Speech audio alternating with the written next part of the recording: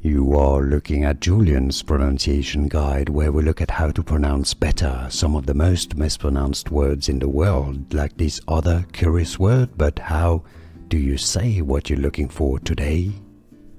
Let's learn once and for all how to pronounce this word from Hebrew. If you want to learn more Hebrew vocabulary, names from the Bible, biblical names that are confusing, stay tuned. I've got more videos for you.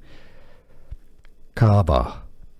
Qavah, or in English it's often pronounced as Qavah, meaning to wait with hope and expectation. Hebrew pronunciation Qavah.